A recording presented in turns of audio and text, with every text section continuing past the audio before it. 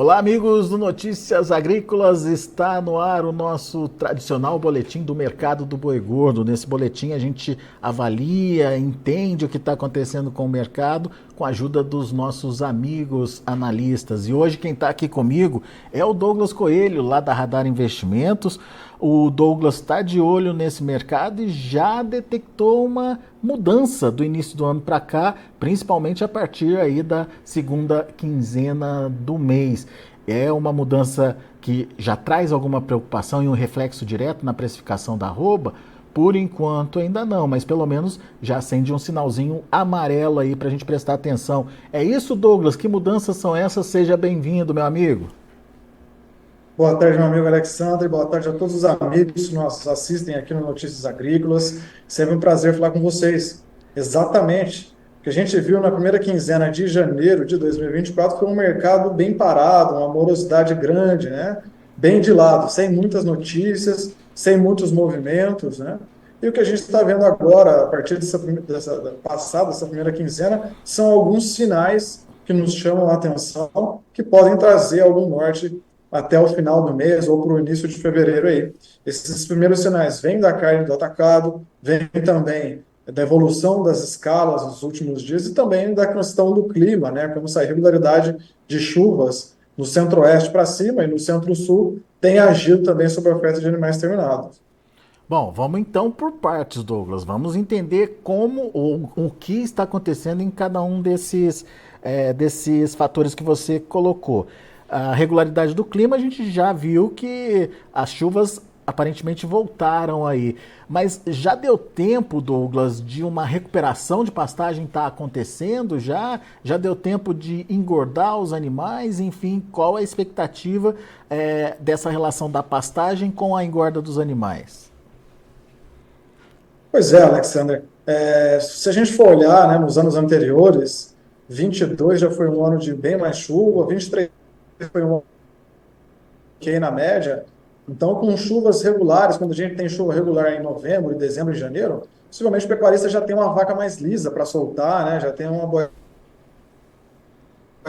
que já começa a ir um pouco mais para o gancho, né? O que não foi o que houve de 2023 para 2024. A gente teve chuvas irregulares em novembro, dezembro, em janeiro também a gente vê boa parte dos estados do centro-oeste para cima aí, né? Com chuvas regulares. Então, essa pressão de oferta, né? Essa saída de animais terminados de pasto para cima, para os estados do norte, nordeste, centro-oeste, ainda não veio com força.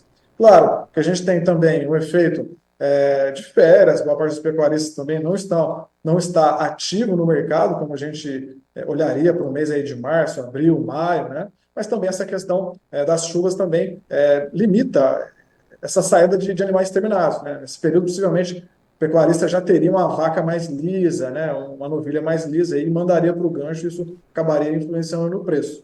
Talvez essa pressão não seja evidente nesse momento agora, é um ponto de atenção. É, inclusive uma das justificativas para manutenção desse preço na primeira quinzena é justamente essa questão da oferta aí mais enxuta, né, Douglas, nesse momento.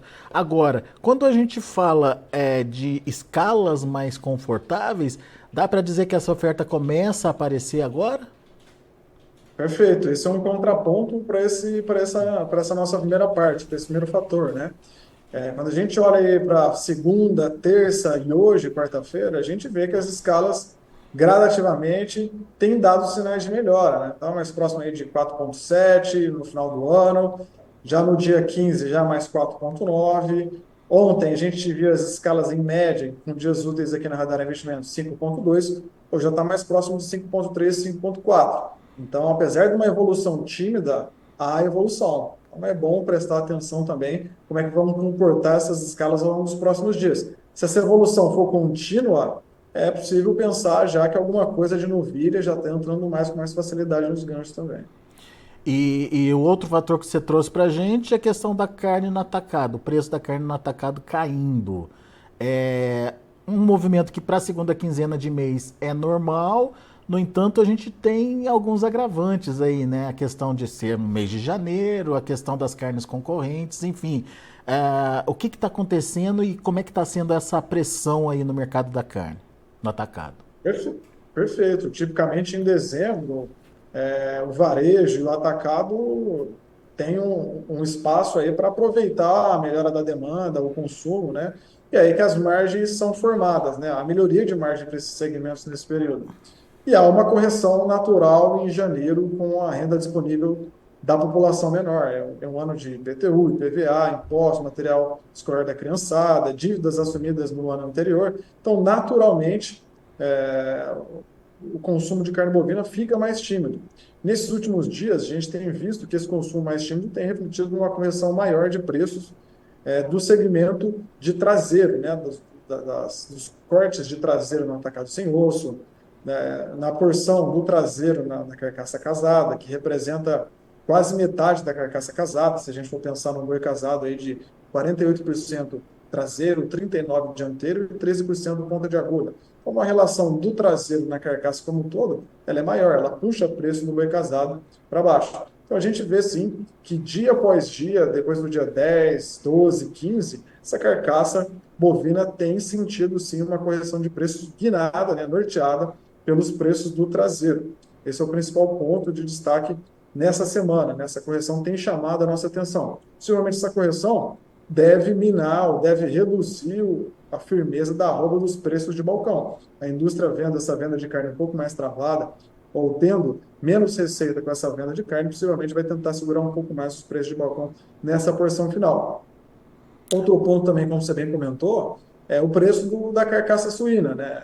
É claro que ela é uma proteína concorrente, e quando a gente fala em concorrência, a gente está olhando para o preço do viram em relação a preços, né? O corte poderia estar num patamar maior, não é um concorrente ferrenho, mas, querendo ou não, uma carcaça suína também corrigindo dia a dia, atrapalha essa competitividade de carne bovina, e no momento de renda disponível da população mais contida, como em janeiro de 2024, ela pode também dificultar uma recuperação aí dos preços da carne nesse momento.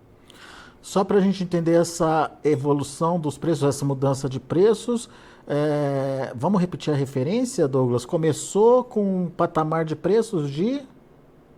Isso, no começo da semana a gente tinha um patamar de preços aí mais próximo de 16,25, 16,20. Terça-feira, ontem, né, já estava mais próximo aí de 16,10. Hoje já está mais próximo de 16,05, 16,06. Nessa toada, né, de desvalorização, a gente acredita que novas cotações, ou seja, mais pressão nesse segmento também pode acontecer durante a quinta, sexta e quarta-feira da próxima semana. Muito bem. Temos então 15 centavos aí numa semana, o que não dá para descartar aí como pouco, né, Douglas? E com uma tendência aí de continuidade, desculpa, de baixa. Agora, o Douglas, isso, pelo que eu entendi, pode interferir diretamente na formação do preço da arroba. O que você já percebeu? Já existe uma interferência já na formação do preço da arroba?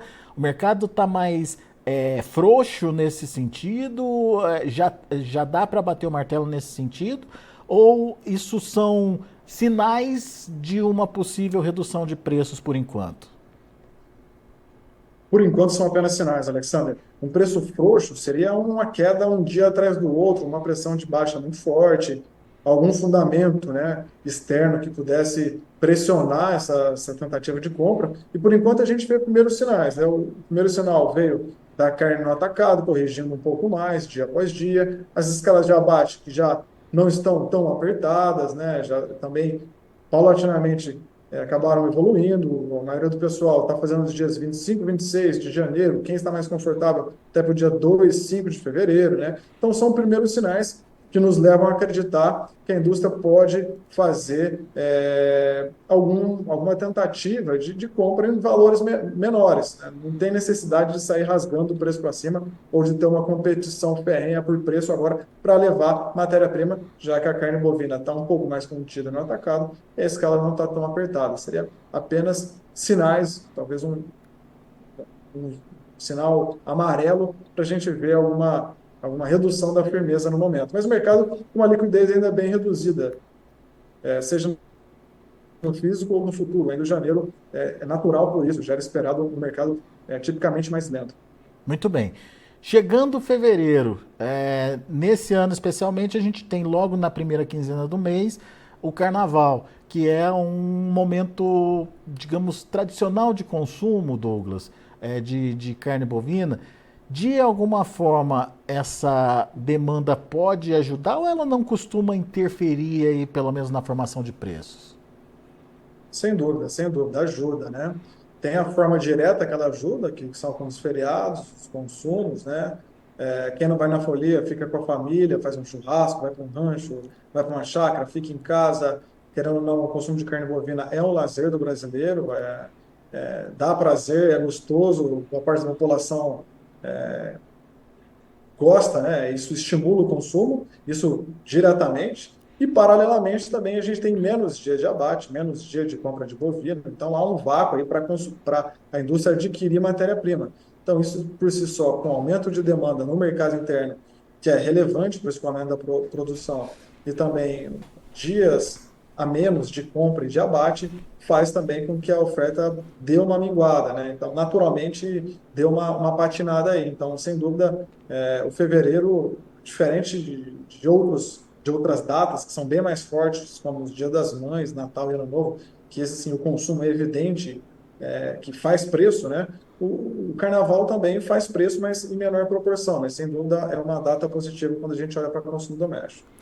E daí a gente pode ter aí, não sei se eu posso dizer esse termo, mas enfim, um efeito colateral, Douglas, porque ao mesmo tempo que o frigorífico se vê obrigado aí a recompor os estoques do feriado e possivelmente valorizando, mesmo que seja pouco aí a arroba do boi gordo, esse preço novo da arroba pode atrair mais pecuarista. E daí, o que que acontece, Douglas? Exato, exatamente. Claro que esse mercado é dia a dia, há muita água passando debaixo da ponte, cada dia é um capítulo diferente nesse mercado, mesmo porque ele é influenciado também por câmbio, por oferta, demanda. Mas se a gente fosse tirar uma fotografia de hoje e pensar daqui para frente, o mercado trabalhou primeira quinzena, está atravessando essa primeira quinzena de janeiro relativamente sustentado. Há sinais de ligeira perda de firmeza da roupa, mas que é natural para esse momento também. Mas caso há uma pequena pressão apenas, ele continue atravessando esse janeiro um pouco mais firme, com o pecuarista de volta ativo aos negócios, se o mercado interno der uma guinada com melhoria do consumo doméstico, as tentativas de compra ficassem mais firmes também, é possível que seja um gatilho para o pecuarista voltar um pouco mais ativo para esse mercado, né? Se ele já tiver alguma fêmea mais lisa, algum animal mais acabado no pasto e preços melhores, sem dúvida, ele receber mais para a arroba é um estímulo para ele negociar. É possível que, se o feriado do carnaval trouxer algum alento, é possível que isso estimule sim o pecuarista a negociar um pouco mais, isso destrave esse momento que a gente vive agora de mercado um pouco mais parado em janeiro. É possível pensar nisso sim. Dizem que o Brasil começa de fato depois do carnaval, né? Vale também a regra aí para a pecuária. Vamos ficar atento ao que pode acontecer com a pecuária no pós-carnaval aí. Mas o que te preocupa, Douglas, levando em consideração um período mais longo aí, né? Lembrando que por enquanto a oferta está sendo positiva, né, para os preços, a oferta mais contida aí está sendo positiva para os preços. Mas a partir do momento que o pecuarista aparece mais interessado nos preços ou precisando participar mais do mercado, será que essa oferta vai aparecer com maior volume? Tem algum fator que pode incrementar essa oferta ainda no primeiro trimestre ou no primeiro semestre que seja, Douglas? Assim, quando a gente olha para o mercado de commodities como um todo, não só para o boi gordo, mas para milho, soja, minério de ferro, petróleo, o que faz preço realmente, né, seja no físico, seja no futuro, são os choques de oferta e demanda, e principalmente de oferta quando a gente compara com a demanda, né? Demanda interna deve ter alguma alteração, mas não uma alteração brusca. Demanda externa, quando a gente olha para o nosso principal importador, é a China, sai de uma base pequena, mas constante, deve continuar nesse ritmo também, mas uma alteração mais brusca de preço pode vir do lado da oferta. Quando a gente olha para a oferta, a gente olha para um final de ciclo, né, de baixa da pecuária, 2023 foi evidente o ciclo de baixa da pecuária, né? A gente viu uma baixa de matrizes já mais relevante no primeiro trimestre, depois no segundo, terceiro e quarto, a participação veio reduzindo, que é natural, mas ainda historicamente alta, principalmente olhando para os dados do IMEA e INDEA, que são órgãos idôneos do maior estado da pecuária do país, né? Então, isso é uma boa proxy, uma boa fotografia do que a gente tem da pecuária nacional. Possivelmente em 2024, a gente deve ter ainda um resquício, um chorinho desse final de ciclo de baixa. Então, o primeiro trimestre de 2024 ainda pode ser bem ofertado quando a gente olha para a participação de fêmeas nos abates. Essa chuva incipiente em novembro, dezembro, início de janeiro, pode ter atrapalhado essa desova de animais nesse período, talvez em janeiro, fevereiro, a gente tem algo mais truncado, mas se os pastos forem regulares e o pecuarista se sentir estimulado também, quando ele olha para os preços no mercado físico, olha para a margem da cria, olha para o preço do bezerro, pode ser que ele comece a vender um pouco mais de animais a partir de março, abril, maio, que são os meses típicos da desova de animais de pasto, né? E olhando não só para a pecuária em si, mas olhando, dando um passo para trás, olhando para o macro, fatores que podem influenciar também, que pode ser visto como uma preocupação, como você comentou no início da pergunta, é a situação fiscal do país. Acho que todo o país está de olho nisso, não só nós, mas outros países emergentes, países desenvolvidos, estão olhando o nosso desenvolvimento fiscal. Isso é um ponto que pode mudar o jogo do interesse do investidor colocar o dinheiro ou não no país, isso influencia diretamente com o câmbio. Outro ponto também que pode trazer volatilidade do câmbio é a corrida eleitoral nos Estados Unidos. Então, esses dois pontos podem mexer com o nosso câmbio, que influencia diretamente com a exportação, o custo de carne que a gente envia para fora do país e quanto de carne que fica aqui dentro do país também. Então, seriam esses pontos, né? Como que evoluiria o clima em janeiro, fevereiro e março para a gente ter uma desova mais evidente ou não de animais de safra em 2024, essa questão cambial, principalmente pautada no desenvolvimento fiscal do Brasil, na evolução da corrida eleitoral nos Estados Unidos. São pontos que a gente está com o radar ligado por aqui. Muito bom. E a gente sabe que essa questão cambial ela influencia diretamente nas exportações, né? Dólar em alta acaba beneficiando aí as exportações brasileiras. Tem algumas complicações para a inflação, enfim, mas para as exportações ele é positivo. As exportações começaram o ano com uma cara boa, né, Douglas? Quando a gente olha as 2 primeiras semanas aí, foram bons volumes exportados, a gente já vem trazendo essas informações aqui no Notícias Agrícolas. Mas você acha que é um ano consistente aí para as exportações? Dá para esperar um ano onde as exportações podem ter influência, inclusive, na formação de preços? Bom, a exportação tem sido uma ótima válvula de escape para a nossa produção quando a gente olha nos últimos anos. E a China é um parceiro estratégico para o nosso país, né? Vendo uma base fraca de consumo, quando a gente olha o consumo per capita do chinês de carne bovina, mas num crescimento constante. Por mais que em 2023 a gente tenha aí uma queda de preço médio, né, da tonelada exportada, a gente tem um volume construtivo, atraente, forte. Em janeiro, a gente viu, ainda como você bem comentou, os primeiros 15 dias animadores, mas talvez seja incipiente para a gente cravar alguma coisa, ainda há mais metade do mês para ser contabilizado. Tipicamente, a China volta mais ávida para os negócios, né, no começo de março, final de março, então, a partir daí a gente já pode ter uma sensibilidade melhor, esse nosso parceiro deve vir forte. Quando a gente olha para o noticiário, tem notícias positivas, né, em relação a possibilidade de habilitações, esse parceiro querendo continuar esse trabalho. Então, quando a gente olha para 2024, eu também sou construtivo, também estou otimista, acho que pode se confirmar com mais um ano de uma vertente forte para a nossa produção de carne bovina. Lembrando que o mercado interno também é bem relevante, nossa população é grande, ter aquele churrasquinho de final de mês, a dona de casa indo também no mercado, aquele churrasquinho depois do futebol faz preço e é bem relevante. Então, tem que ser a fome com a vontade de comer para fazer alguma coisa, para fazer verão, vamos colocar assim. Mas olhando só para as exportações, a visão é construtiva também. Boa, muito bom. Ô Douglas, só para finalizar, recado para o pecuarista que está te ouvindo, o que esperar desse ano e principalmente qual a atenção maior que ele deve ter.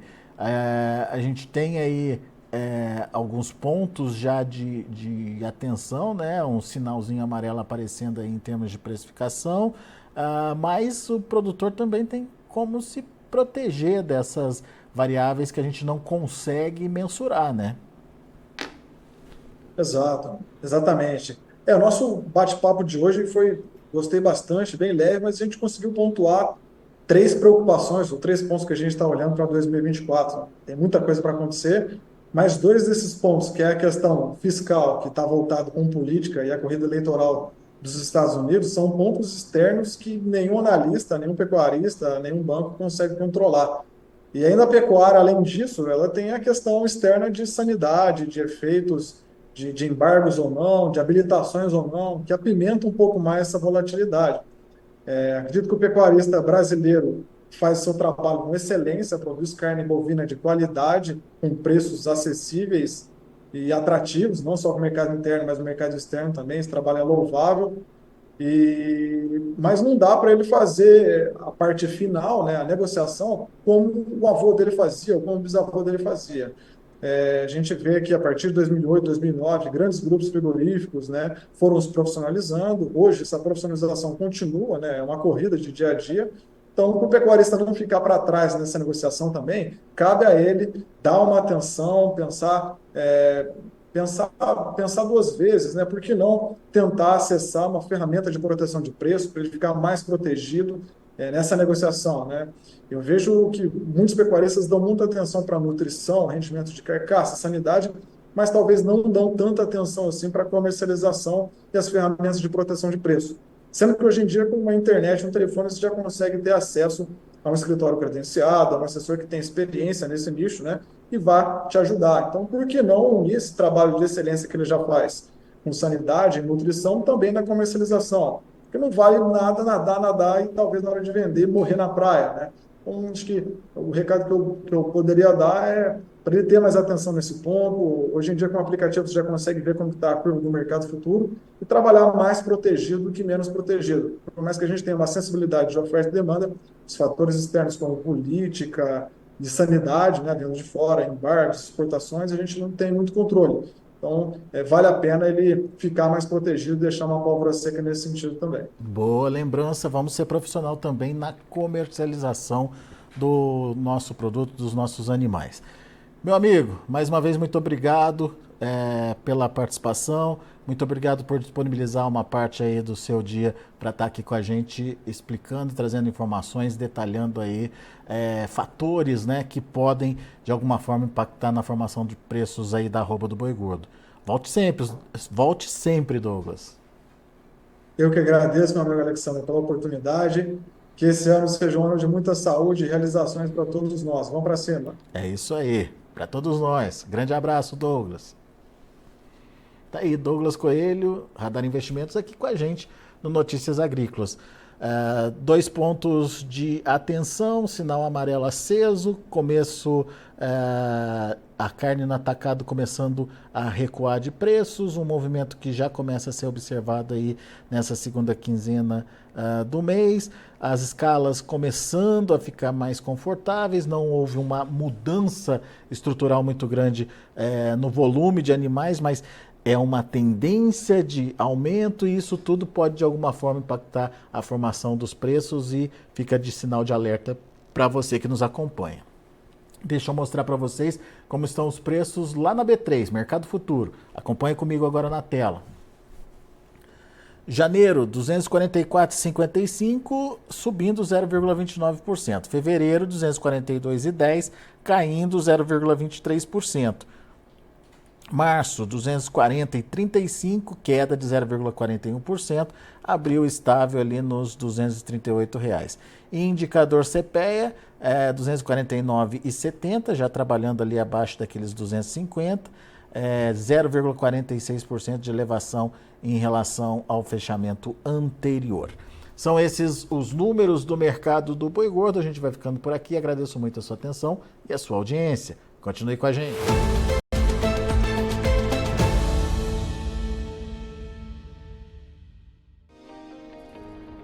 Se inscreva em nossas mídias sociais, no Facebook Notícias Agrícolas, no Instagram @Notícias Agrícolas e no nosso Twitter @Notiagre. E para não perder nenhum vídeo, não se esqueça de nos acompanhar no YouTube e na Twitch, Notícias Agrícolas Oficial.